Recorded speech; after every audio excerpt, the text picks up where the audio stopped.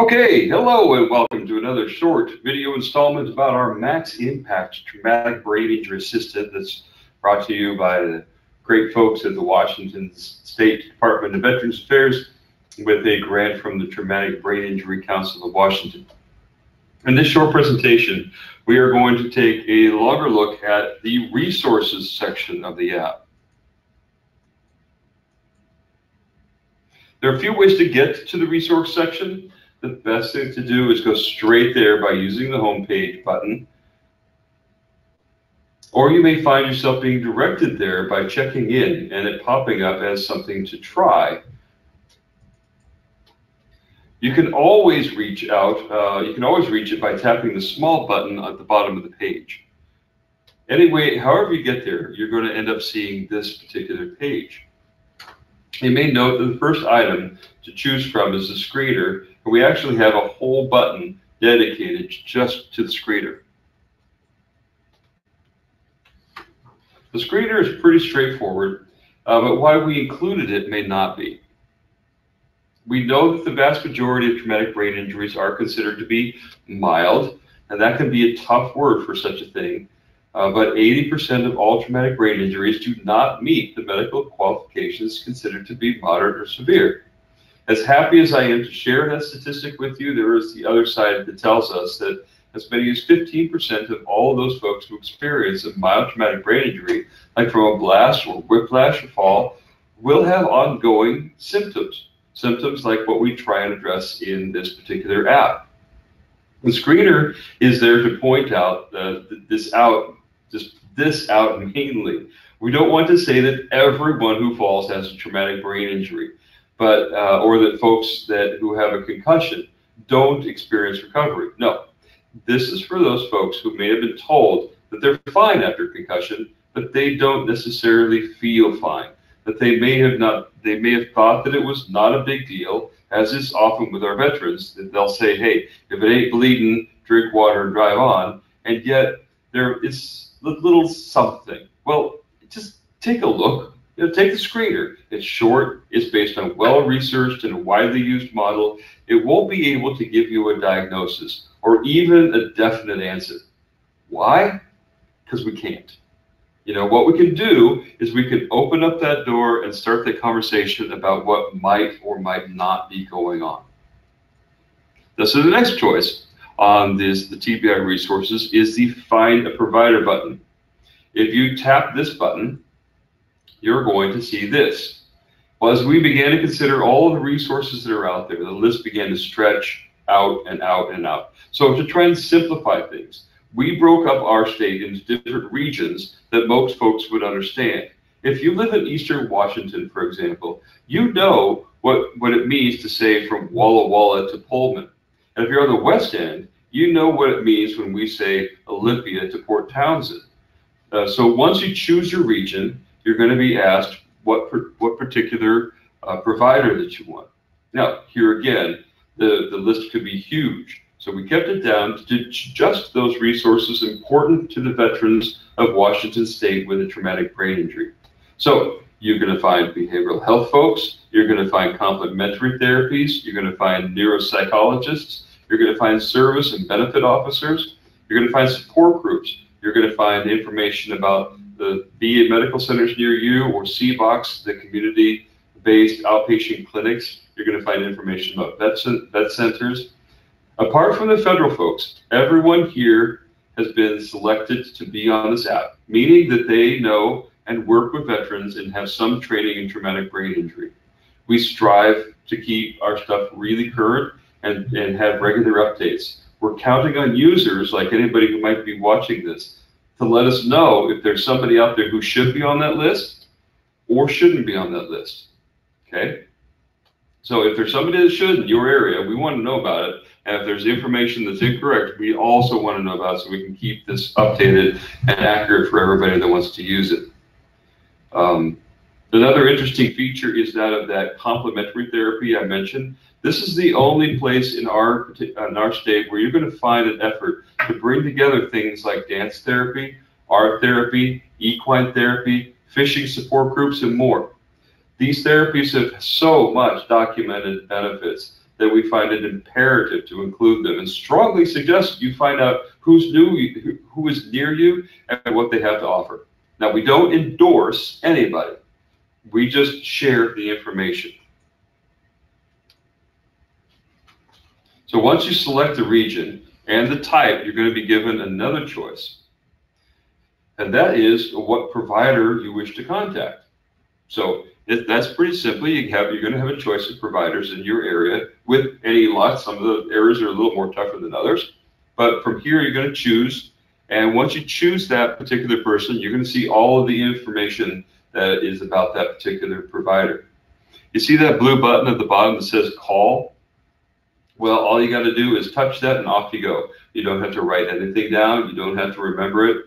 As is the case with lots of providers, they may be full or having a hard time getting to you. If that's the case, please call or email us, and we can try and help you get help beyond what the app is able to provide. The next choice is the tips library. Now, tips are always going to be on the things to try. As you move through the check-in procedure, we came up with a lot of different tips. I wanted to be able to give the user access to them all without having to always use that check-in feature. So we actually ended up with what we determined to be a tips library. So the first thing you note here in the tips library is that is right at the top, right there. If or when you mark a tip as a favorite, it's going to show up here as a listing of your personal favorites. What our hope is that after some time, you get to know yourselves pretty good and you realize what works or doesn't work for you. So not everything is going to work for everybody, and because we're talking head injuries here, it can often be hard to remember what works best. I often need a gentle reminder to take a meditation time. I don't know whether it's stubbornness or what, but I often forget what works really well when I feel a certain way. So the big hope is from us is that if you aren't quite feeling yourself, you're going to check in, you're going to use the app and the suggestions. So if I'm not feeling quite right, I can grab the app. I might look in that tips library directly to see what has worked for me in the past and hope that that's going to work for me today. The next choice you're going to have on this particular page is to choose which topic you want to see the tips for. So we came up with tips for each of the symptom categories. So if you tap difficulty concentrating, you're going to see this page. A few things on this page that you might not notice right away. The first is that there is a favorite star.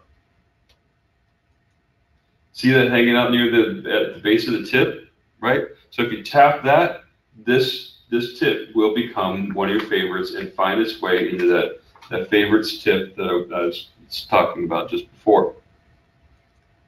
So this is what your favorite tip page might look like. Just the ones that you want to see. You know what works for you, so the idea is that after a bit, you're going to have this nice list of things that work for you, and you can tap into them directly and quickly. So if I see that this is a favorite tip of mine, I just tap that button right there, and I'm going to be led directly to whatever is going to help me for that particular tip. The other thing is that you might miss is that blue arrow. You can, if you need to move to a particular place like the soothing sounds, that blue arrow is going to take me right to that place on the app where I'm going to be able to find that particular tool. All we're trying to do is really keep it nice and simple. So that is it for the tip section. The next part of our TBI resources page is the TBI FAQ, or as otherwise known, frequently asked questions. If you tap that, you're going to see this page. There are all sorts of websites, brochures, books, you name it, that have all kinds of information about a traumatic brain injury. Our offering is not going to be a whole lot different, other than it is mobile and it is available at a tap. So our hope is this. Remember the screener? Well, if after taking the screener you want to learn a little bit more we want to make it easy. So instead of suggesting you go off to the library, we want it to be right here. It is by no means all the answers or all the questions, but it's a start. You'll see the questions, and if you want to see the answer, you just tap on the button, the plus button, and the answer will appear below. The other thing that we hope for is that it's often hard to describe or answer questions to our family and friends. So we actually hope that they will use this section and get to know a little bit more about what's going on. With a traumatic brain injury, there's always going to be more questions than answers. If you have more questions and want more answers, simple as getting a hold of us, and we'll be there to help you out.